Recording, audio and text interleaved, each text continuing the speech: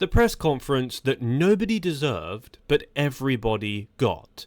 It's official, the cycling world has entered the phase where Tadej Pogačar cannot sneeze without somebody interpreting it as a sign of either his impending retirement or his cowardly refusal to face Jonas Vingegaard. Welcome to GP Québec, where the climbs are punchy, the journalists are cranky, and the Slovenian golden guy decided to sit down and actually answer questions about his post-tour summer. Yes, he did the unthinkable. He dared to take time off, and now, apparently, that's equivalent to applying for a pension at age 26. Critics have been circling like vultures since July, claiming that Pogačar skipped this race, dodged that race, maybe took a nap too long, maybe drank too much coffee at home, maybe followed his girlfriend Urska too devoutedly, and therefore is obviously scared of Vingegaard, because if cycling Twitter has taught us anything, it's that there's no greater sin than prioritising your personal life over hammering your VO2 max on a remote Italian climb until you collapse from exhaustion. At Quebec, Pogačar showed up smiling, giving polite answers, while everyone around him was busy sharpening their pitchforks. And then he dropped the quotes, calm, matter-of-fact statements that should have reassured everyone, but instead just gave the critics more material to dissect. Let's start with the most scandalous revelation. He was tired after the tour, yes, you heard right. Pogačar admitted in front of microphones and cameras that riding 20 consecutive days of racing actually made him fatigued. Quote, I was tired after and also during the tour, he said, pausing only briefly before adding, quote, but I think that's normal. You are already tired when you drive one race. Imagine that you have to finish almost 20 in a row. And there it is.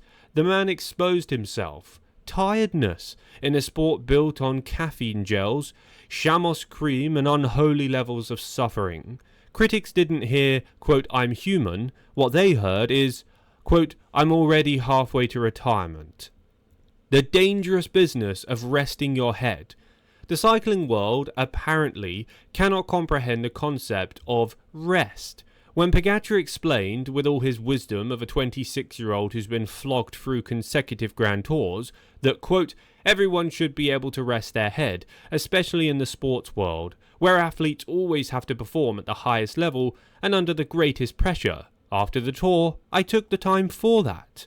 Cue the outrage, because why rest your head when you could be on some godforsaken volcanic rock at 2,500 meters doing 40-hour weeks of climbing intervals? Why spend time unwinding when you could be feeding the endless narrative that you're either chasing or being chased by Jonas Vingegaard every single weekend?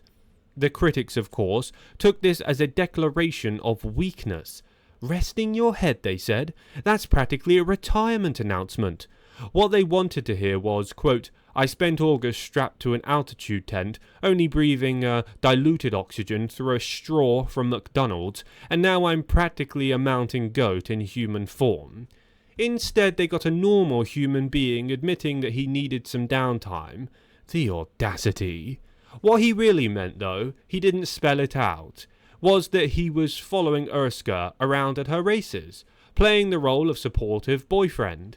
This apparently is unacceptable, because if you are Tadej Pogačar, the cycling gods demand that you never leave the saddle except to mount a time trial bike. To critics, choosing to stand at the barriers cheering for your partner instead of shredding what's in Livigno is the ultimate betrayal of the sport. And according to his fans, he needs to be more loyal to them than his own girlfriend. The summer of discontent. And Urska. Let's be clear, the man took a break. He admitted it himself. Quote, I feel good, thank you. I'm pretty happy with how my summer went. I first took a break after the tour, then followed Urska for her races, and finished some good training at home. I couldn't get another big training block at altitude in my summer. What part of this statement screams early retirement? None. What part of it screams dodging Jonas Vingegaard? Also, none. And yet, to the conspiracy-minded critics, this is ironclad proof that Pogačar is avoiding confrontation and feels like he's getting slower. Obviously, following Urska to a mid-level women's race is exactly the same thing as avoiding Jonas in a French mountain range. Everyone knows that if you clap too loudly for your girlfriend at a finish line, it erases your climbing legs permanently. The critics are treating his absence from certain August races like he signed official papers declaring, quote, "From this day forth I hear the Dane and shall never ride in his shadow again." Never mind that he's literally at Quebec now, preparing for Worlds and planning to go toe-to-toe with all of them. But the cherry on the top, the way people reacted to his lack of altitude training. He said, quote, "I couldn't get another big training block at altitude in my summer." This single sentence was treated like a crime against humanity. How dare he not crazy suffer himself at 2,500 meters in Andorra for 6 weeks straight? Doesn't he know that skipping altitude blocks is basically grounds for excommunication from modern cycling?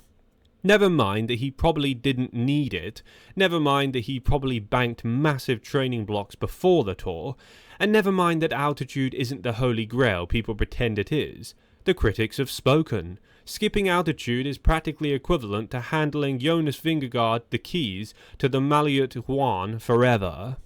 The Quebec master plan. And yet, here he is, in Quebec, smiling and talking about racing. Quote, "I am happy to be here. We are here with a strong team, and I will be happy to be able to help us win, in any way. I'm definitely going for it, but for me, it's not a disaster that I wouldn't win. No." What? No disaster if he doesn't win? Excuse me? The critics nearly fainted when he said that, because if you're Pogačar, every race you enter must be treated like a life or death. If he dared to say that he doesn't care about winning, that clearly means he's lost his competitive edge.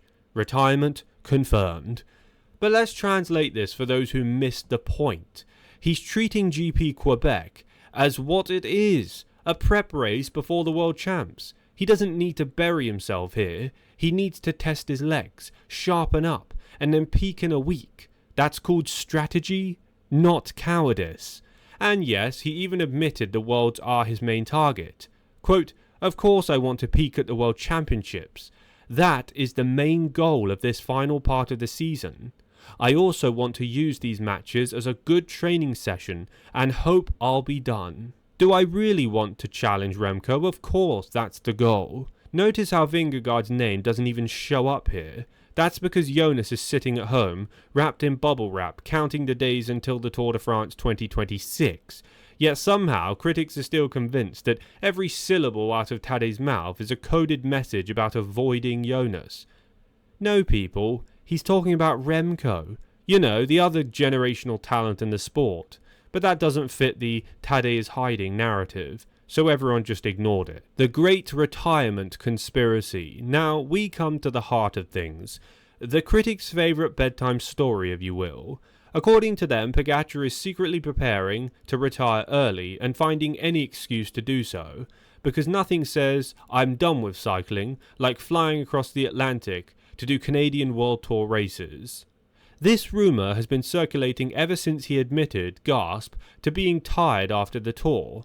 It's the same logic as when someone yawns in a meeting and the office gossip concludes they're about to quit their job. Pogačar rests? Oh, he's out. He follows his girlfriend? Oh, he's gone. He skips altitude camp? Oh, he's finished. But think about it, this is a rider who literally said, quote, "The course should suit me, although I will need a very good day. I have always been a fan of the discipline and have now also been on my time trial bike more than usual. I'm also going there to prove to be the best that day."